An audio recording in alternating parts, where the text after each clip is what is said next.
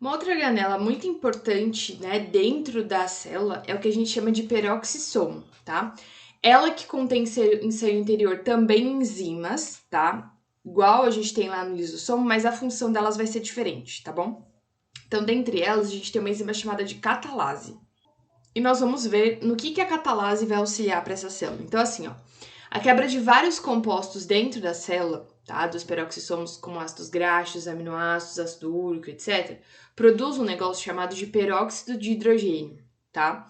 Conhecido como água oxigenada, tá? Por que água oxigenada? Porque a fórmula da água é H2O e a fórmula da água oxigenada é H2O2, então tem um oxigênio a mais.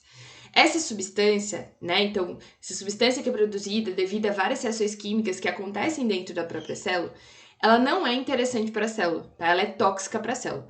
Então, ela tem que ser rapidamente eliminada. Para executar essa tarefa de eliminação, quem vai entrar em ação vai ser a catalase, que é uma enzima dentro do dentro do peroxissomo, que vai converter, então, esse processo, esse peróxido de hidrogênio, essa água oxigenada, em água e oxigênio, tá? Então vai ficar, no caso, ele vai usar sempre duas moléculas, né, de peróxido de hidrogênio, então vai ser 2H2O2, convertido então em duas moléculas de água mais uma molécula de oxigênio, tá? Então esse processo ele é muito importante para a célula. Como os peroxissomos eles estão relacionados ao processo de eliminação de produtos tóxicos, eles são bastante encontrados no fígado, principal órgão de desintoxicação. Tá? Então, o fígado, ele é um órgão, por exemplo, quando a pessoa utiliza algum tipo de droga, ou álcool e etc., é o fígado que vai tentar desintoxicar o indivíduo, porque ele tem bastante peroxissomos e é o principal órgão aí de desintoxicação no nosso caso, os seres humanos, tá? Nas células vegetais, o peroxissomo, ele não é peroxissomo, ele é chamado de glioxissomo, tá? E ele vai participar da reação do metabolismo de lipídios. Então, ele auxilia nesse processo. Assim, são bastante abundantes em sementes em germinação, que contêm bastante lipídios, porque atuam na quebra dos triglicerídeos para fornecer nutrientes para a planta. Porque o que acontece, gente? No início, né, do desenvolvimento de uma planta, ela não faz fotossíntese porque ela não tem folha. Então, para que ela seja nutrida, aquela semente, para que ela possa se desenvolver, esses glioxissomos, eles conseguem quebrar os triglicerídeos da semente e fornecer nutriente rápido para o desenvolvimento do embrião, tá? Então, é muito importante também. Isso aqui é a estrutura de um peroxissomo, tá bom? Tem uma bicamada lipídica e o núcleo lá com as enzimas que são necessárias para o desenvolvimento celular, tá? Uma outra organela que é muito importante, muito mesmo, são as mitocôndrias, tá? Que ela é quem produz energia para a célula.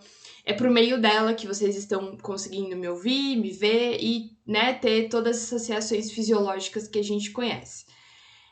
As células necessitam de energia para realizar suas atividades, né? Essa fica presa nas ligações das moléculas orgânicas. Que moléculas orgânicas? A gente já viu que molécula que fornece energia. A gente tem lipídio e carboidrato, principalmente, tá? Portanto, a quebra das moléculas libera a energia que elas necessitam.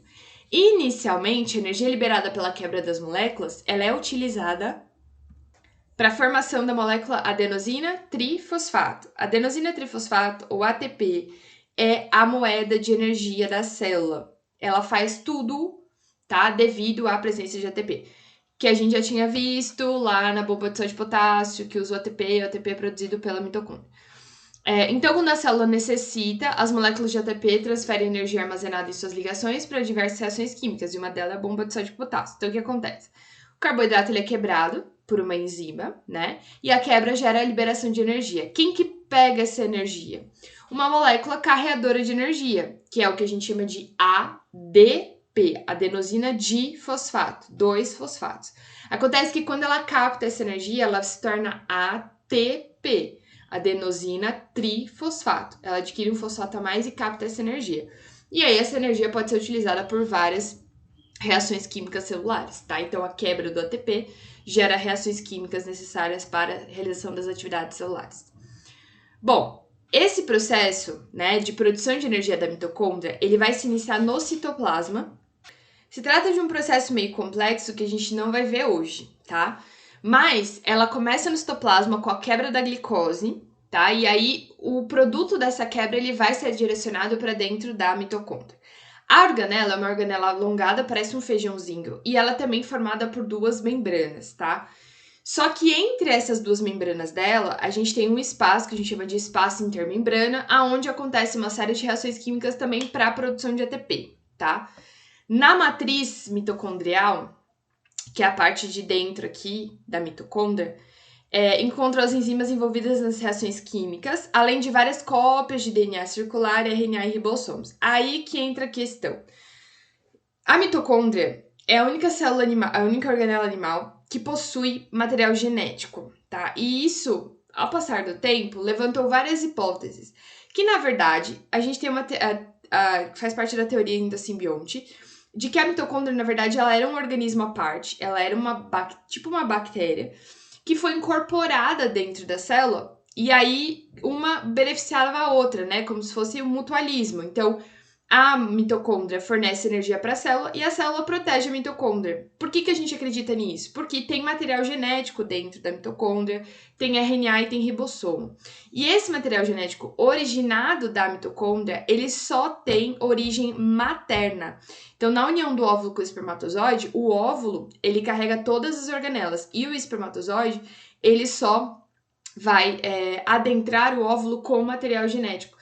Então, as mitocôndrias não são de origem paterna, são só de origem materna, tá? Então, qualquer doença relacionada ao DNA mitocondrial sempre é de origem materna. A mãe passa para todos os seus filhos, né? E aí as suas filhas passam para os seus filhos e assim por diante, tá? As membranas apresentam invaginações chamadas de cristas mitocondriais, tá? E aí é nessas cristas aqui onde a gente vai ter todos os processos responsáveis pela realização da respiração celular. Tudo bem? Responda a pergunta abaixo e nós voltamos no próximo vídeo.